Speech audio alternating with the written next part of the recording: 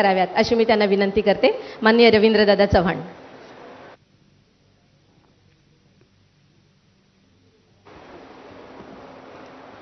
सर्वांना विनंती आहे, सर्वांनी दोन्ही हात उंच करून आपण सर्वांनी घोषणा द्यायच्या आहेत.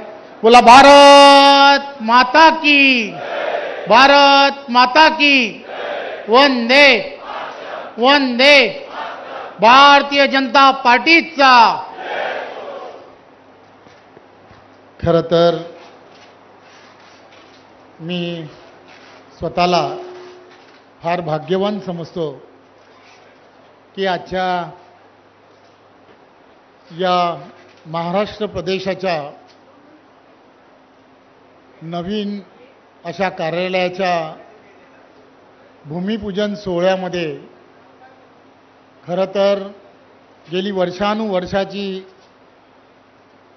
पक्षाची असणारी फार मोठी अशी मांदियाळी आहे आणि त्या मांदियाळीचा एक भाग म्हणून मलाही एक कार्यकर्ता म्हणून या पक्षाचं अध्यक्ष म्हणून मला जबाबदारी मिळाली आणि म्हणून आजचा हा दिवस आणि या दिवसाच्या निमित्ताने मला हा कार्यक्रम आणि या कार्यक्रमामध्ये विशेष लक्ष देता आलं. त्या कार्यक्रमासाठी विशेष करून उपस्थित आपले सर्वांचे नेते आदरणीय अमितभाई, महाराष्ट्र राज्याचे लोकप्रिय असे मुख्यमंत्री आदरणीय आपले सर्वांचे नेते देवेंद्रजी, त्याचबरोबर व्यासपीठावरील सर्व जुने सर्व अध्यक्ष, सर्व मंत्रिमंडळातील सर्व सहकारी, सर्व भारतीय जनता पार्टीचे नेते मंडळी आणि माझ्यासमोर उपस्थित सर्व या कार्यक्रमाच्या निमित्ताने ज्यांना या कार्यक्रमाचं विशेष असं आमंत्रण दिलं गेलं असे आपण सर्व भारतीय जनता पार्टीचे सर्व विश्वस्त ज्याला म्हणतात असे आपण सर्वजण आणि मोठ्या संख्येने उपस्थित पत्रकार बंधू भगिनी, खरं तर मला आठवतं की 2014 पासून सातत्याने आपल्या याच्या कार्यक्रमाच्या निमित्ताने अमितभाई इथे उपस्थित आहेत, परंतु त्यांनी संपूर्ण देशभरामध्ये प्रत्येक पार्टीचं कार्यालय कसं असावं याचा जास्तीत जास्त आग्रह, प्रत्येक शासकीय जिल्ह्यांमध्ये पार्टीचं एक भव्य कार्यालय असावं, त्या कार्यालयामध्ये असणारी व्यवस्था कशा असाव्यात त्या संदर्भामध्ये सुद्धा एक वेगळ्या पद्धतीने सातत्याने मार्गदर्शन कार्यालयामध्ये आपल्या पार्टीचा असणारा इतिहास की जो लायब्ररी रूपाने त्या ठिकाणी असावा की नवीन पदाधिकारी कार्यकर्त्यांना त्यांचे रेफरन्स मिळावेत अशा पद्धतीचं मार्गदर्शन नेहमीच अमितभाई हे वारंवार जेव्हा जेव्हा संघटनात्मक बैठकांसाठी महाराष्ट्रात आले तेव्हा तेव्हा सातत्याने करत राहिले. आणि आज भारतीय जनता पार्टीचं वर्षानुवर्ष 90च्या दशकामध्ये नरिमन पॉईंटच्या इथे असणारं आपलं कार्यालय, धरमसिंगजी असतील, गडकरी साहेब असतील, त्यावेळीच्या काळामध्ये मुंडे साहेब असतील, रघुनाथजी असतील, ही सर्व मंडळी त्यावेळीची असणाऱ्या ह्या सगळ्यांनी त्या ठिकाणी सुरू केलेलं त्यावेळेचं ते कार्यालय आज पक्षाचा होत असलेला विस्तार लक्षात घेत असता पक्षाला एक चांगलं मुंबईमध्ये मोठं कार्यालय असावं असं स्वप्न भारतीय जनता पार्टीचा प्रत्येक कार्यकर्ता हा वर्षानुवर्ष पाहत होता.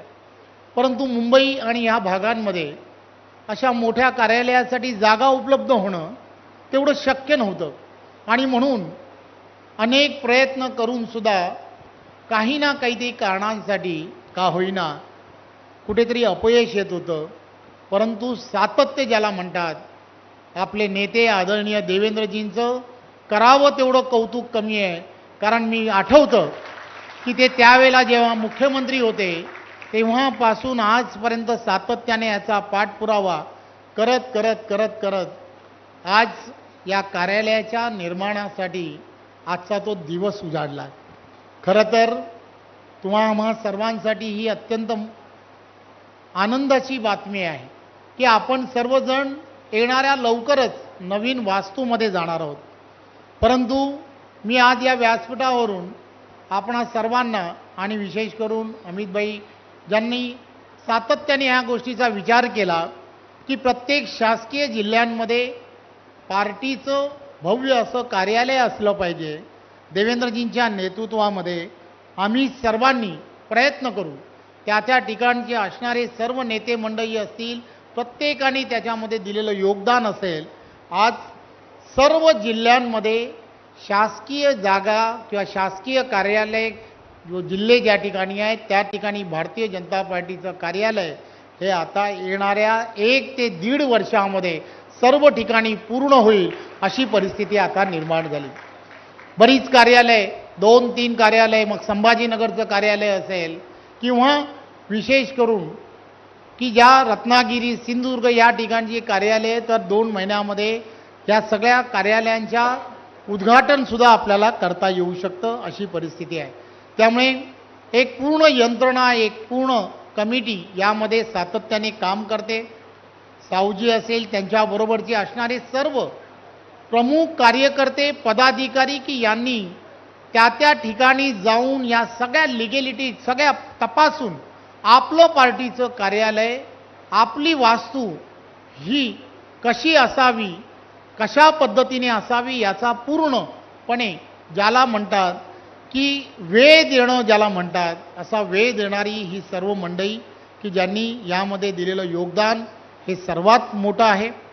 आज विशेष करून प्रकाश मेहताजी असतील, मनोज कोटकजी असतील की ज्यांनी या कार्यालयामध्ये किंवा कार्यालयाच्या या कामामध्ये विशेष लक्ष घातलं, त्यांचंही मी आपणा सर्वांच्या वतीने खूप खूप आभार मानतो.